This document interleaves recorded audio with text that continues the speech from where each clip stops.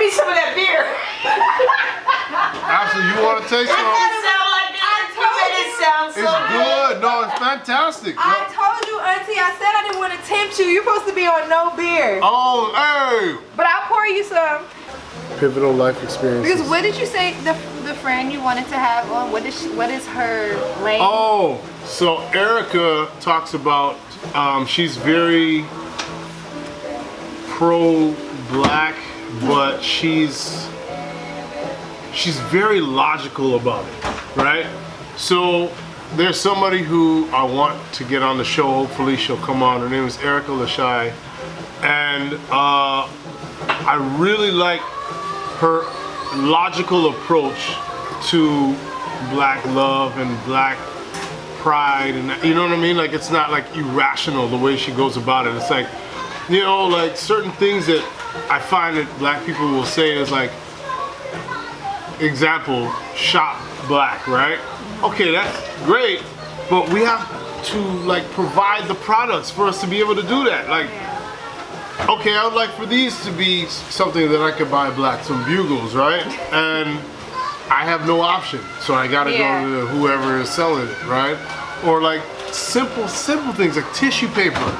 Did you see that Killer Mike episode? No. So he has like a YouTube series, and I believe it's Killer Mike. Have you said Black? Yeah, okay. I'm making sure I'm right. I know Killer Mike. So he has like this YouTube series. The name of it escapes me right now. It really is. But he had an episode where he was like, if it's not black, I'm not buying it. Like, then he's gonna be missing a lot of stuff.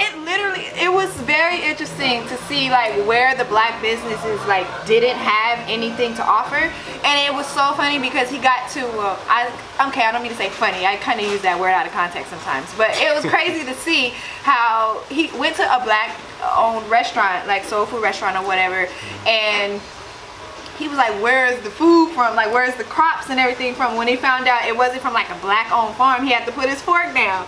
Because he literally was not spending his money on anything unless it was like black owned. But see, that's not fair. Like, okay, you gotta understand, right? We're coming from a place, and this is. But I think it was just like he was just doing it as a documentary, or you know what I mean, like that. Oh, okay. Like informative, kind of just like letting you know. Okay, well, I get what he's trying to do, or I get what he's trying to push, right? But to me, there's stages. I'll give you an example, right? The guy named Idi Amin, right? This dude basically he came up in Uganda, right? And at the time, and I know this from personal experience, I had a friend in my class growing up in school who was Indian from Uganda. Idi Amin kicked out all people who are not original blacks from Uganda, right? So Indians had to go, Jews had to go, anybody who wasn't Ugandan, like black, gotta go, right? Problem is with that, I understand what he was trying to say. Problem is that he went about it in what like a Hitler kind of way, like, you know, get out of here or get killed, basically. He gave them 90 days. So imagine, like, you're here, you're in America, you're doing your thing, and white people say, you got 90 days to get the hell out of here. What are you gonna do, right? Yeah. So I understand what he was trying to do, because his people were impoverished and they were all prospering, right? But it's not necessarily their fault in its entirety, right? It is to a certain degree, especially if they're oppressing people, but like there's another side to it where it's like, you guys gotta make the right decisions, you know, practice some self-discipline, save your money, maybe pool your money, because I know Indians do that a lot. Please excuse me if that's a blanket statement. The Indian people that I knew growing up would pool their money together and buy assets, right? They would buy property and stuff like that. And so let's just say there's 10 of them. All 10 would put in the money, and then guy number 1 would get his property, and then they do it again, and guy number 2 until they all have their property. Question and that's how they're doing it.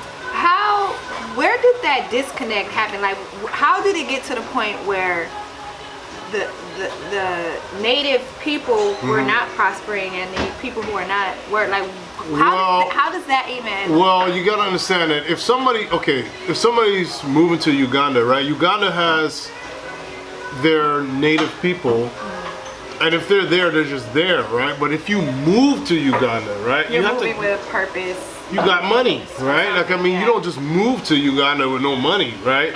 He kicked everybody out, but he didn't realize that by doing that, his people were not educated enough.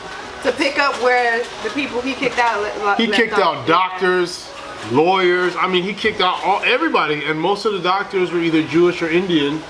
People were sick. It was a nightmare. And then even he got sick. He ended up getting he got syphilis, and it started eating away at his mind, and he started going crazy, and he started slaughtering all these people. It was a nightmare, right? Yeah. So you see these examples of black people trying to like reclaim their position, but they have to understand that it's like it takes stages, right? Have you ever heard of there's a what's it called? I'm pulling a blank right now. It's like a pyramid of societal needs. So at the bottom of the pyramid there's certain needs that human beings absolutely need to survive, which is like food, shelter, you know, like that kind of stuff. So if you want to restructure the black world, you'd start at the base and make sure that we're growing food, the basic necessities, Yeah. sewage, you know, like if you're, let's just say you're gonna build your own town or whatever, that pyramid basically shows you what we need at the base of it, and then right over that is like protection, which would be like our own police department, our own military, like that kind of stuff. You just have to start from the ground up. You have to start at the top. Right, and right.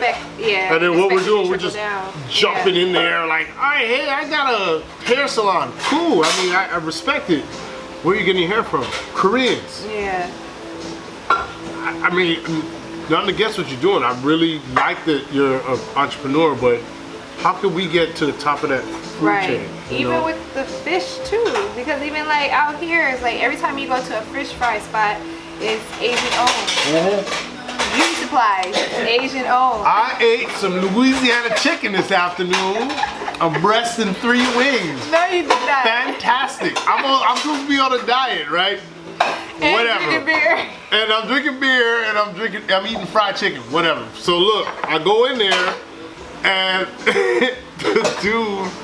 the Korean dude is yelling at the Korean. Now I picked up a little bit of what they're saying because I look it up on YouTube as they're talking, right? So he's basically cussing her out because I ordered 3 wings and she gave me 3 legs instead. Oh no. And I'm sitting there. He's cussing her out. He's cussing her out, but I'm like, there's Koreans in here selling chicken that's supposed to be from Louisiana.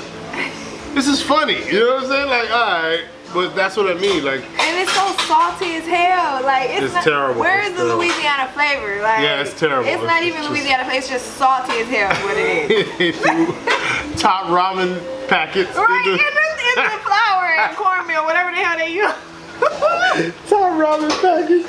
You talking about man, diabetes, high blood pressure, Oh my cholesterol. God. I need to stop eating that stuff, but